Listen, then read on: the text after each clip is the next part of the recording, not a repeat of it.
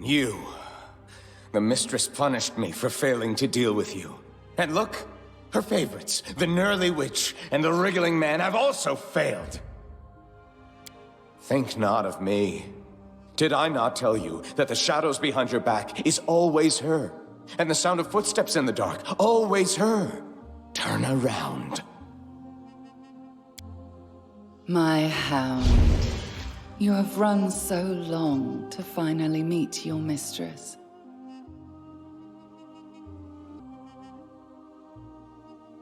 You are still in my kingdom, silly child. And the kingdom is alive while its ruler draws breath. That's true for both of us, isn't it? I won't step back. Not now, when you've come to me yourself to fill my cup.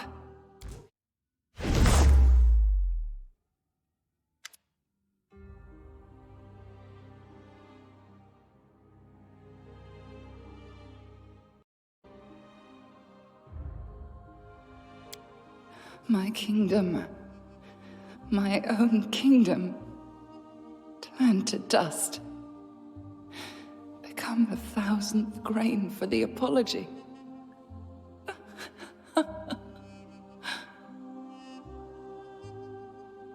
I looked for it for such a long time. So long that I forgot why I needed it. But you, why do you? Why do you want to return what I lost to me? Is that what I think it is? Is that what I feel, or could feel? What's been taken from me, can it be returned? If it was freely given, if it were freely accepted,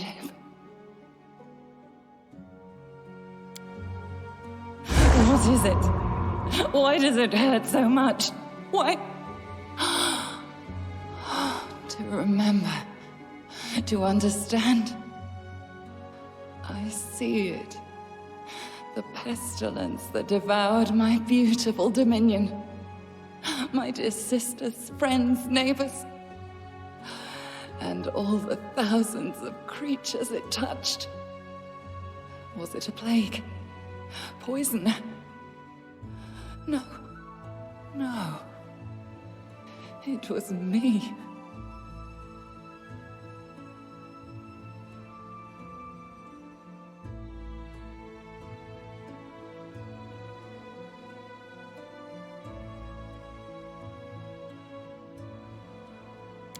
I am tormented by pain and guilt. They hide the sun of hope like a storm cloud. Yet I will find the strength to move on. But you, will you help me? Whatever we have in front of us, has anyone ever touched me in this way? Oh, my dreams are mine again. And they are 100 times more wonderful in reality. My heart beats again as it should. And now I see, and I know. I could only accept the briar from one who gave the very thing they took. My love.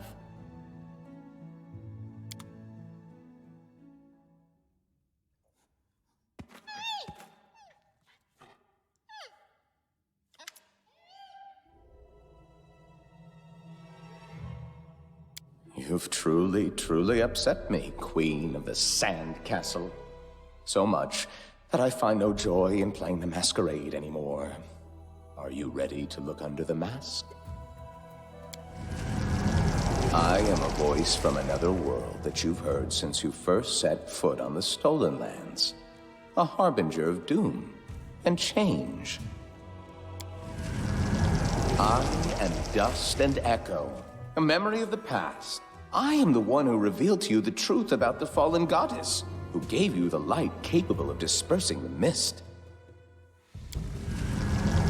I am the one who began this story, and I am the one who will end it. I am the eldest of the First World. I am the Lantern King. So we defeated the puppet. And now, here's the puppet master. Self-appointed god of the First World. Wasn't it enough for you to witness the hardships to which Nyrissa doomed innocent people? All because of your curse? Leave us alone! You stoop to taking a role at your own theater? How petty of you, eldest. To drink without quenching thirst. To climb a mountain that has no peak. I staged the performance and you left it without a finale. You took away Nyrissa, my precious toy, carefully crafted of despair and wrath. I could reduce you to dust, revive you, and turn you to dust once more, here and now. But the universe abhors elegance. So instead I shall repay you with your own coin.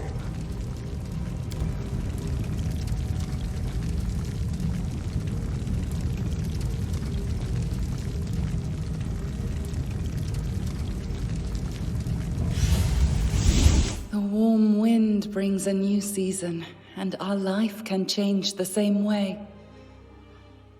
You returned my soul to me, while I'm afraid, have led you to your death. None of us can defeat this enemy. The Lantern King, he who cursed me in the past. Are you baffled? That's perfectly natural. Few can understand the games of the eldest, even I barely can. Our lives are toys for them, our fate's a ball of yarn. To knit or to cut, to tie knots or make loops. Is there a difference?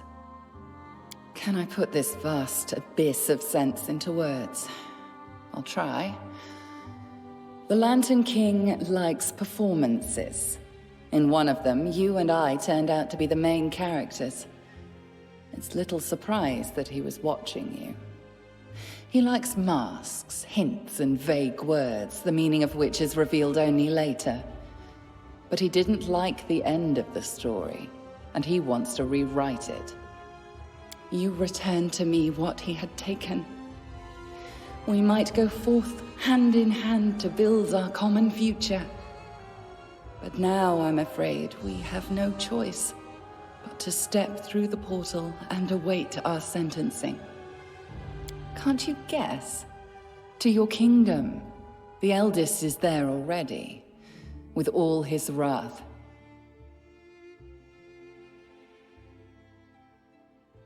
You've already done incredible things for me, my spring. Even if I die, I'll die the way I once was, before the curse mangled me. But everything has its limits, and our power does as well. The curse and the one who cursed me, they are stronger than us. If only it was so easy. To say, Nyrissa, you aren't cursed anymore, you can laugh and love again. Your connection to the First World is alive and well, and those who are precious to you never face death. But the eldest could not destroy Briar, only hide it from me. And now my laughter and my love are with me again. Does this mean the almighty Lantern King is perhaps not so almighty?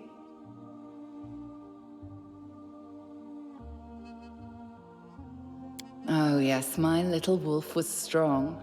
I could not choose a weakling. So what are you suggesting? To learn from the examples of amusing wild beasts? But how? How can I do that? Although created with words, defeated with words. Find power in ruin. Fight, don't play by the rules. It's like I'm trying to find a single ray of light in the darkness. How can I find it? I remember every line as if I just heard it a moment ago. Can we turn his joke back on the Lantern King? Play with him as he has played with us.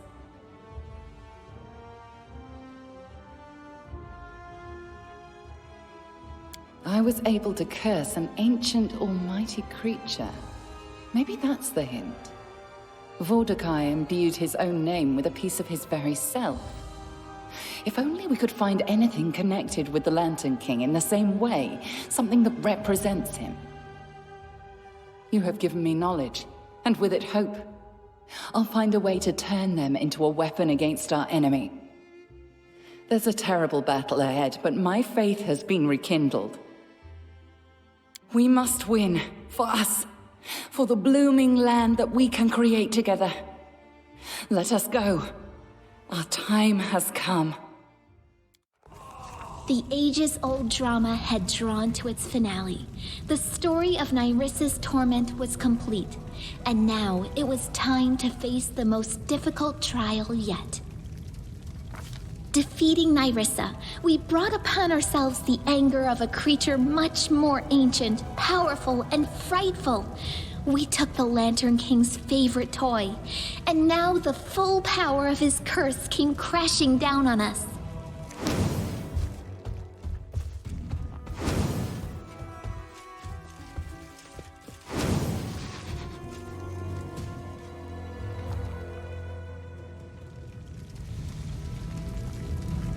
Something is wrong.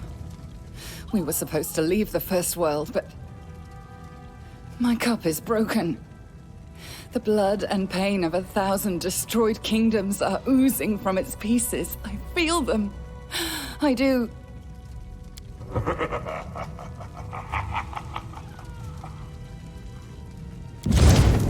How wrong I was. What better than an unexpected finale for such a performance? I had to change the setting and the main character, but so what?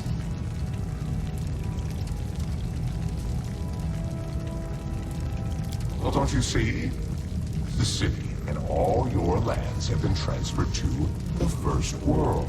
Shadows of the inhabitants of all its ruined kingdoms have escaped the cup and are taking revenge on the living for all their sad fates. Old enemies arise from the ashes, and forgotten sorrows are reborn. A sad story, but always amusing.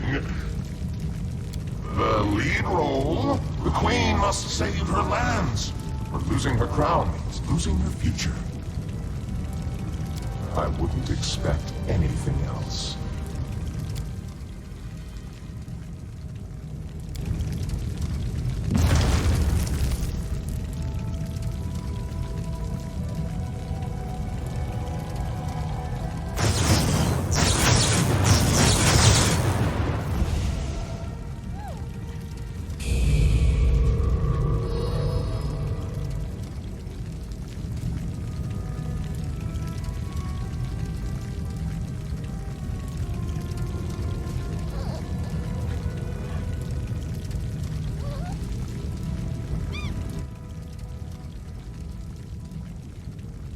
What happened? Are you all right? I feel the power of the curse. What did you do to her, eldest? Seeds sown long time have sprung. Do you remember the insane old man on the road from Oleg's trading post? Our first encounter? I told you back then, once stolen, the land should be reclaimed. Once reclaimed, bound with the claimer shall it be. Bound, merged, joined by unbreakable ties. Claiming the land, claiming its pain, claiming its death. A curse for the future, Queen. That is what these words mean. You are connected to your kingdom, and you will be ruined alone. Just as Nyrissa's nymph sister suffered from her curse, so will your followers suffer with you. The First World is washing over this land like a wave, and it will devour your souls with it. I'll leave you with this knowledge. I think I'll take my old toy, since she was unequal to this performance's leading role. I know where to look for hope. Find me where the Everbloom flower blossomed. You have no power over me, eldest. Farewell. Fight if you wish, Queen. I'll take my place among the spectators.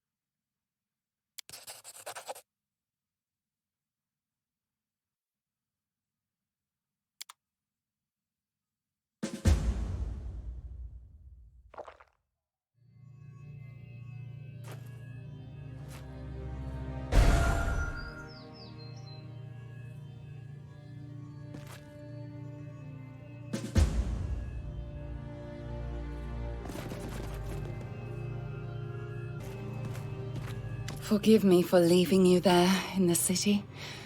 I was afraid the Lantern King would take me by force. When I finally began to discover the thread you pointed me towards, how to fight the curse. A bird. I recognize it. The songbirds of the Thousand Breaths were once famous throughout the entire First World. I haven't heard them sing for such a long time. Fly and sing. Light your wings, fly and sing. Well, children, did you like this little journey? The poisoned pond becomes clear and sparkling. The bones turn into a songbird. We look to the past to see the future. But let us not waste time. You've planned something very daring, to turn his curse against our self-confident brother, the Lantern King. But we eldest have been cursed more than once, and more than 1,000 times, and, as you see, we are untroubled and unconvinced. We shall tell you this. Most who stumble and fall are entirely sure of themselves the instant before.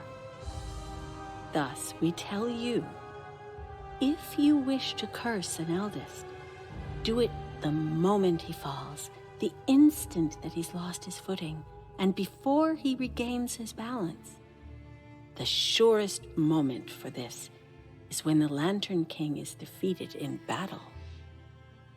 No one is invincible, children. I know it sounds a bit too simple. Defeat a god, then curse him while he's baffled about how you managed to do it. Nonetheless, it's possible. Not to kill an eldest once and for all, but to defeat him for a moment. Most importantly, don't develop a taste for it. Besting one eldest is enough for a lifetime.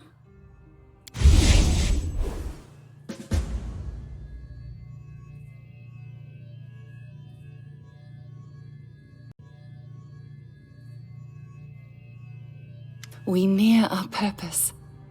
I want to believe all this wasn't in vain. Our mission here is over. But before we go, I'd like to talk in private. Will you spare some time for me? The words of the eldest may seem whimsical or even senseless, but I think I understood them. I've been cursed for 1,000 years, and my memory of it is like a stinging poison. It hurts, but it also allows me to see what was hidden. I feel the bond between us and the Lantern King like it's a real thing. He thinks it's harness and reins for misbehaving horses. But I see it as a double-edged sword.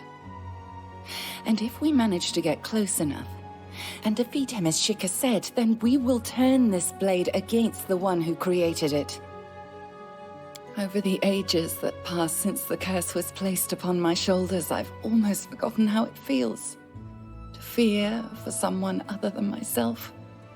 The first spring flowers that break through the icy earth and frigid snow. They always have the hardest time. The suffering of their journey and bravery of their aspiration. That's what I feel. Will we survive what the future holds? Will we survive it together? Then let's not wait for tomorrow. Let us seize the moment, the final hour before the storm. Let's share it together and everything that awaits us. As you wish. Then look for me at the camp near the capital. I'll await you there, and prepare for the coming battle.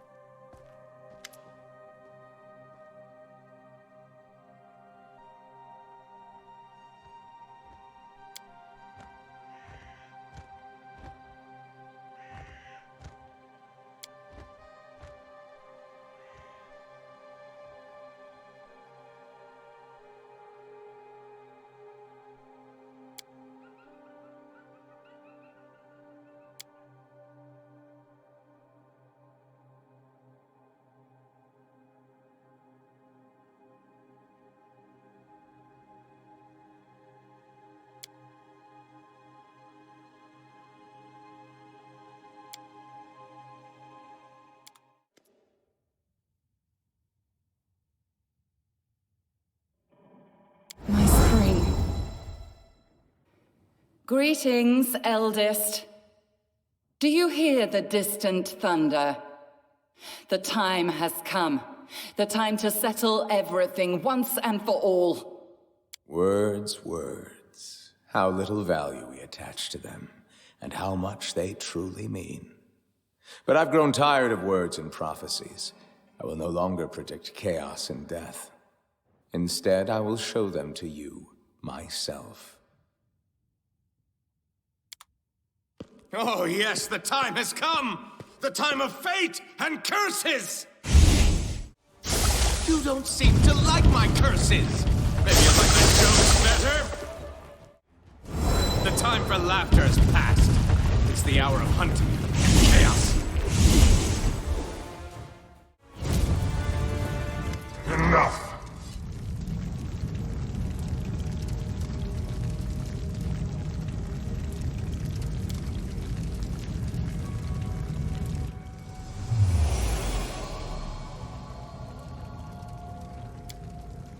The time for masks is over. You risk challenging the eldest, and I accept the challenge. You fight not a mere embodiment, but my true essence. This is my essence. I don't need magic or servile monsters to destroy you. Words are enough. Yes, words. I once told you, words spoken in the right time and place possess the power of the storm. You lightheartedly answer that you know what your power and essence are. The desire to help people whose grief touches you. I remember your answer. The world remembers it too. Your answer, your heart, your essence. And now, cursed queen, I'm taking this part of your soul, as I took away Nyrissa's ability to love. What you called your essence is yours no more.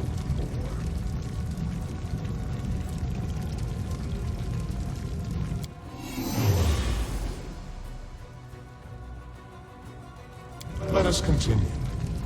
We both wear a crown. But what do you want? A meager patch of land, a few thousand souls? My dominion is chaos and magic, madness and deceit. Your power is nothing compared to mine. That is why you are helpless before me. You will take my every blow as a divine punishment, as something imminent.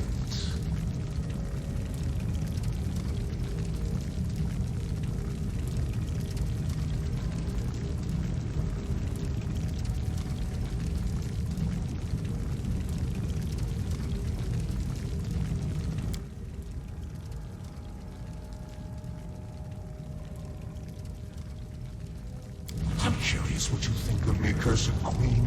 Do you see me as a villain or a simple joker? In truth, well, if ever you could conceive of the truth, being an eldest means being one of the many strings that hold the world in place. Being an eldest means being such a vast and self-sufficient value that one's equals become strangers and one's inferiors are entirely insignificant. I am an eldest. Laughter, guile, transformation, that's what I am. Being what I am, I will let you feel a modicum of my loneliness. I will take away your pillar of strength.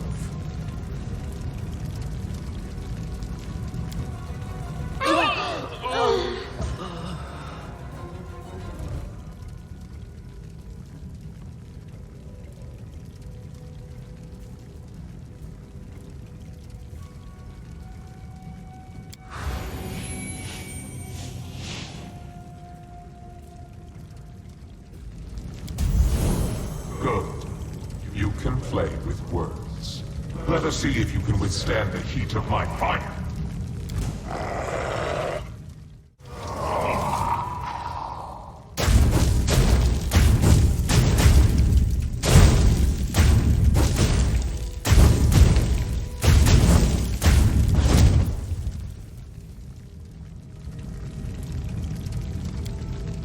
Defeat. What a refreshing feeling. I don't remember sensing it for a thousand millennia.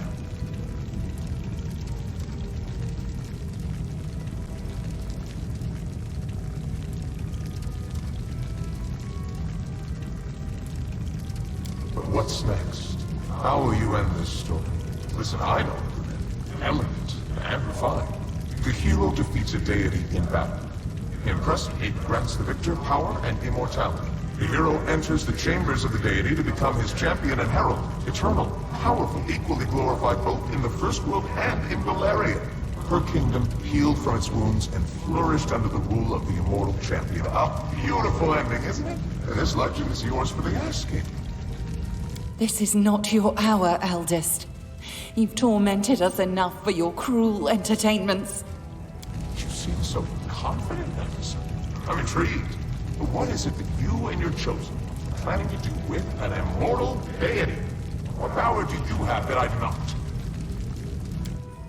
Look into the eyes of your lost image, Lantern King. Look at what you once were, and listen to my words. You made me your puppet, but I have won my freedom. You stole the essence of my soul, but now it is returned. You cursed me, but I do not accept this curse. I reject the path you cut for me. I will not be what you would make me. I fear no punishment. I will not bow, and I will not turn back. I do not seek your forgiveness.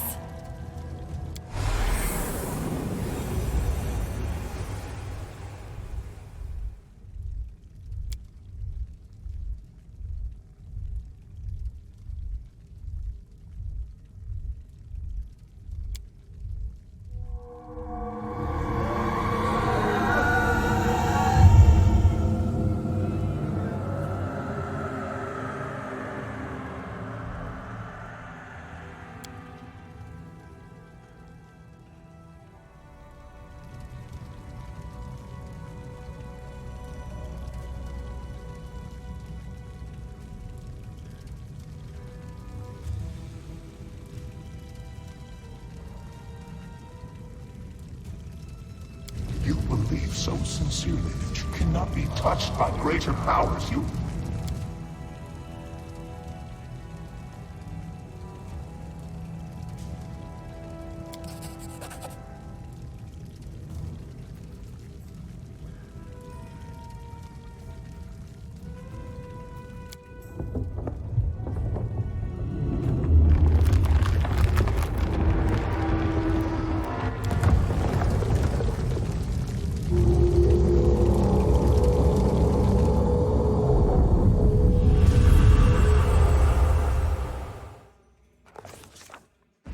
That's how the story ended.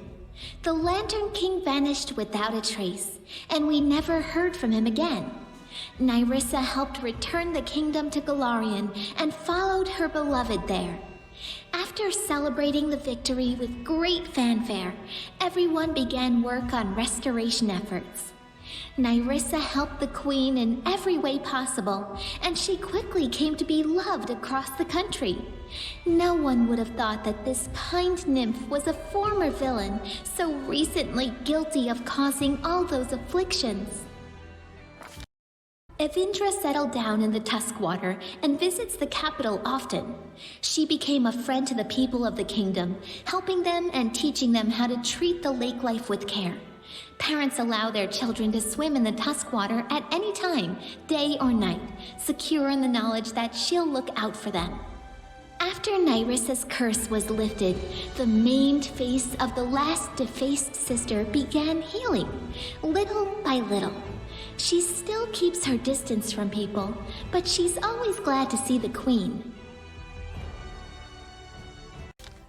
Nyrissa and her beloved queen live happily together, setting up the kingdom hand in hand. Their union somehow linked the unruliness of the First World with the order of material plane. Nyrissa managed to bring forth the daring vision for which she had once been cursed, the creation of her dream country.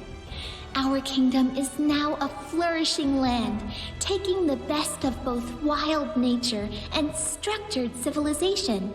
And our capital is an amazing garden city, which visitors from all over Golarion come to see.